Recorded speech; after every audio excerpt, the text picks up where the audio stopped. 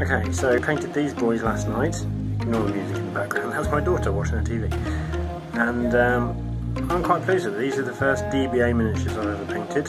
These are 6mm miniatures by Baccus, and they're the Anglo-Saxons. So yeah, I'm really pleased with this, and I've done a little video tutorial on how I've done it. Surprisingly easy to paint, because you don't have to highlight or shade or anything like that. So yeah, I think it came out really well. So yeah, have a look and see what you think.